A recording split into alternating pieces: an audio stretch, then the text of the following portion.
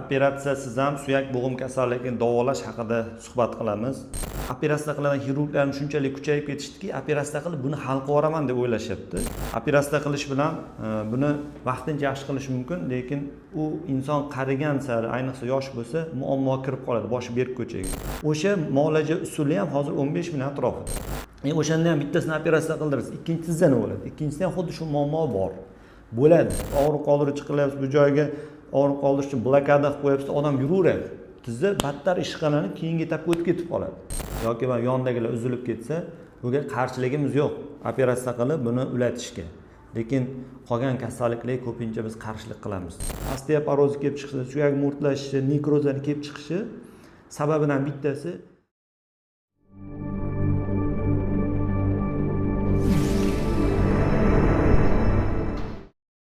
Bismillah azizlar, bugun operatsiyasiz ham suyak bo'g'im kasalligini davolash haqida suhbat qilamiz. Operatsiya bo'lib ham tuzalmayotgan, operatsiya bo'lib ham yana o'sha og'riq, yana o'sha muammoda yurgan bemorlar haqida suhbat qilamiz. Bu asosan tizza bo'g'imidagi yallig'lanish, menisk razriflari, osteoartroz, artrozlar haqida suhbat qilamiz. Bu joyda menisk yirtilsa, hozir shunchalik operatsiya qiladigan xirurglarning shunchalik kuchayib ketishdiki, operatsiya qilib buni hal qilib yuboraman deb o'ylashyapti. Kuchlarini xom sanashyapti. Ko'pincha operatsiyasiz ham davolasa bo'ladigan holat ko'p. Operatsiya qilish bilan buni vaqtincha yaxshi qilish mumkin, lekin u inson qarigan sari, ayniqsa yosh bo'lsa, muammo kirib qoladi, boshi berk ko'chaga. Bu paytda qaysi holatda operatsiya qilish kerak yoki qaysi holatda qilmash kerak degan savolga javob beraman, chunki to'xtamay shu savolga javob beryapsiz. Instagramda ham, Telegramda ham. Xo'p, menisk razriflari bo'ldimi? Bu joyda mo'rtlashish bo'lgan. Bu joydan chiqadigan suyuqlik bor, sinovial. Sinovial suyuqlik yaxshi chiqmasa, bu joyda yog'lanmagandan keyin mana menisklar quruqshaydi, parchalanib yirtilib mo'rtlashadi. Buni xo'p, operatsiya nima qilinadi? O'sha joylarni ozgina kesib, atreska qilib, yirtilgan joyni ulab qo'yiladi. Xo'p, unga ozuqa kelmayapti-ku, oziqlanmayapti-ku, yana bo'laveradi qayta-qayta. O'sha muolaja usuli ham hozir 15 ming atrofida. Uni tekkizgandan keyin bemor har tomonlama tushkunlikka tushadi yoki osteoartroz, artrozlar bo'lsa, unda ham o 4-daraja bo'lsa, o'shanda o'ylab ko'rish kerak. 4-daraja bo'lmaguncha o'ylash hojati ham yo'q. Bar operatsiya qildiryapsiz 4-daraja.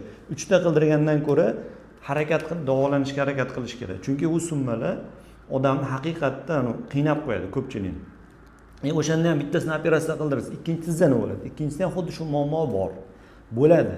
Chunki ozuqa o'zgardimi, ichki a'zo, hazm a'zolari sababli kelib chiqdi bu muammo, bitta tizzada emas, ikkinchi tizzada ham, son chanoqda ham, belda ham shu holatlar yuzaga chiqaveradi. Uni bitta joy operatsiya qilib davolab yuboraman deydigan xirurglar chuchvarani xom sanabdi, bekorlarning 5tasini aytadi ular. Chunki qattiq gapiramiz. Chunki xalqni o'ylash kerak, ozgina bemorlarni ham o'ylash kerak. Faqat odam o'zini o'ylab, men shuni sohani egasiman, men zo'r bilaman deb turib, bir tomondan qaramash kerak-da, kengroq fikrlash kerak. Oshqozonchaga yaxshi ishlamayaptimi? Bu joyga ozuqa so'rilib kelmayapti. Demak, oshqozonchaga yaxshilab turib, bo'g'im kelgan ozuqani tiklasa, shu joy tiklanadi. Shu ish qilish shuniga bu joyiga blokada qilib yoki suyuqliklar quyib, og'riq qoldiruvchilar qilish bilan bizni do'stimiz og'riqda, uni yo'qotib turib kasallikni kuchaytirib yormash kerak. Kasallik muammo borligini aytib turibdi. Og'riq qoldiruvchi qilish kerak vaqtincha. Davolashga harakat qilish. Og'riq qoldiruvchi qilyapsiz, bu joyga og'riq qoldirish uchun blokada qilib qo'yapsiz, odam yuraveradi. Tizza battar ishqalanib, keyingi etapga o'tib ketib qoladi. Yoki o'sha plazma lifting qilinadi. Xo'p, biz ularga qarshi emasmiz, lekin o'shani o'zi bilan buni davolab bo'lmaydi. Mana bu joy teshik bo'ladi, suyuqlik chiqib turadi, bo'g'im yog'lab. Shu narsa o'zgardi. Bu yerga plazma lifting quysiz, bu suyak ichidan chiqadigan, iliklar to'lib chiqadigan suyuqlik sinovial yana chiqishi sekinlashib, butunlay to'xtab qolgandan keyin muammo kiradi bu bemor. Sekin-sekin shu muammo kelib qolyapti. O'zi ko'pincha ayniqsa dorilarni ko'p iste'mol qilish kasallikka chaqiradi. Hammasida o'sha qarshi ko'rsatma bor. Bizda shu dori yozish urfga chiqib ketgan, bu narsa tartibga solinyapti, lekin vaqt kerak. Hozir 10 ta doktor borsangiz, hammasi dori yozadi. Ikkita-ikkidan yozsa 20 ta dori yoziladi. 20 ta dori ichsa nima bo'ladi tana? Rasuvo bo'ladi-da, u yaxshi bo'larmidi? U tabiiy bo'lsa ham mayli, bir ko'pi himikat bo'lgandan keyin. Shuning uchun jon kuydirayotgan narsamiz nima? Millat qashshoqlashib, kasal insonlar ko'payib ketmasin, birovga qaram insonlar ko'payib ketmasin, shu bemorlar ham fikr qilsin, shu mutaxassislar ham fikr qilsin. Mutaxassislar bu gapni eshitib turib xulosa chiqarish juda qiyin. Ular naborat bizni kamsitadi, kibrni yoqib olib, sen nimani bilarding, o'zi institutda o'qimaganmisan, o'zi buni ko'rganmisan deb boshlashadi kommentariyada. To'g'ri, biz shogird kishi o'rganganmiz. Biz akademik Muhiddin Umarovni shogirdlaridan shu silsilaviy kelayotgan tabobatni o'rganib qilayotgan ishimiz haqiqatda effekt berib turgani uchun jon kuydirib aytyapmiz. Shu gapimizga javob ham beramiz.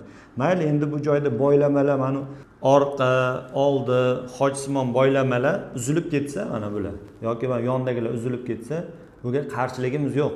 Operatsiya qilib buni ulatishga. Lekin qolgan kasalliklarga ko'pincha biz qarshilik qilamiz. Lekin menisk yirtilsa, bu joyda artroz bo'lsa, darrov operatsiya qilish kerak yo'q-da endi. O'zini ota-onasi bo'lsa, shular ham o'ylab ko'radi, shart qilib yormaydi. Bu yerda ko'pincha pulga qiziqishadi. Shu yaxshiroq summa bor-da bu joyda. Agar pulim yo'q desa, hech kim qaramaydi bunaqa bemorga. Shuning uchun buni davolash uchun oshqozon ichak, oshqozon osti bezi, suyak mo'rtlashda o'pkadan kislorodga to'yingan savdo xilti kelsa, keyin suyak ozuqalanadi. Shuni yaxshi tushunib olinglar. Xirurgmisiz, professormisiz farqi yo'q. O'sha ishni qila olmadingizmi, suyak ozuqani tikila olmaysiz. Osteoporoz kelib chiqishi, suyak mo'rtlashishi, nekrozlar kelib chiqishi sababidan bittasi savdo xilti kislorodga to'yinmagandan keyin suyak ozuq ola olmaydi. O'shaning uchun buni to'g'rilashni bilsangiz, insonga foydangiz yaxshigina tegadi. Biz endi tabobatda nimaga e'tibor qilamiz? Mizojga e'tibor beramiz. Mizoj ruhimiz bilan tanamiz o'rtasidagi vositachi narsa. O'sha o'zgarsa kasalliklar kelib chiqadi, ruhiyatda ham kelib chiqadi, tanada ham kelib chiqadi. Shuni mo'tadillashga harakat qilamiz. O'zini asl mizojiga qaytarishga harakat qilamiz. Bu so'z ko'pchilikka yangilik. Hozir shu so'z orasida ham bahs qilishadi. Mizoj demang, mijoz deng deb. Mijoz bilan mizoji farqiga bormayotgan insonlarmiz, deb da'vo qarasa. Lekin biz bilan bahs qilish ortiqcha bilan. O'sha insonlarga bu aynan bahs qilishdan ko'ra oldin eshitinglar, tafakkur qilinglar. Tushunmasanglar, tushunadigan odamlardan so'rab turib o'rganish kerak. Tib kitoblarida aytayotgan ma'lumotlar yozib qo'yilgan. Abu Ali ibn Sino tib qonunlari kitobini o'qigan odamda aytayotgan gaplar qanchalik haqiqat ekanligini tushunadi. Biz bu kasallikni muolaja qilib, natijalarni ham qo'yamiz. Ko'proq Instagramda o'tib ko'rsanglar bo'ladi. Bu bilan kelinglar, hamma kasallarni davolab beraman demoqchi emasman. Sababini topib turib, kelib chiq sababini aniqlab, keyin davoga kirishilsa, ana maqsadga muvofiq bo'ladi. Bemorga ham zarar yetkazmaysiz, keyinchalik ham zararingiz tegmaydi. Hozir operatsiya qilgan lozim men zararim tegmayapti deydi, lekin kelajakda buni zarari ro'yobga chiqaveradi. Shuni aytmoqchimiz. Yana qo'shimcha savollar bo'lsa yozib qoldiraverasizlar, javob beramiz. Keyingi chiqishlarimizda son chanoq, bel umurtqalaridagi mo'rtlashishlar, grijalar, shular haqida ham suhbat qilib boramiz. Hozir asosan sizlarga tizza bo'g'imidagi muammolarni gapirdik. Tizza bo'g'imidagi muammolarni 70%ni operatsiyasiz to'liq muolaja qilish mumkin. Endi unda yosh chegarasi, qo'shimcha kasalligi bormi yo'qmi shular hisobga olinadi. Yosh katta bo'lib, kasallik o'ta kuchayib ketgan bo'lsa, bo'lari bo'lgan, doktorlar ham hamma ish qilib bo'lganda endi kelib turib tabibga kelganman, tabib foyda bermaydi. Biz berayotgan dorimiz hammaga o'sha tayyorlangan dorilarimiz bor, Ajibko, Spinalif degan dorilarimiz bor. Suyak yemilishlarini mo'rtlashda beriladi. Hamma bemorga beramiz, lekin yoshi katta, kasallik esib ketgan odamni tanasi kurashmagan uchun o'sha kasallik yenga olmaydi. Ayb bizda emas, ayb dorimizda emas. Bemor o'zi kasallik o'tkazib qo'ygan, yoshi katta bo'lgan qo'shimcha kasalliklari bor.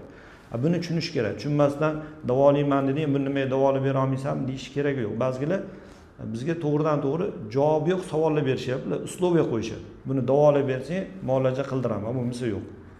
Biz shundan ham aytamiz, yoshi katta odamda bunaqa deyish o'zi noto'g'ri.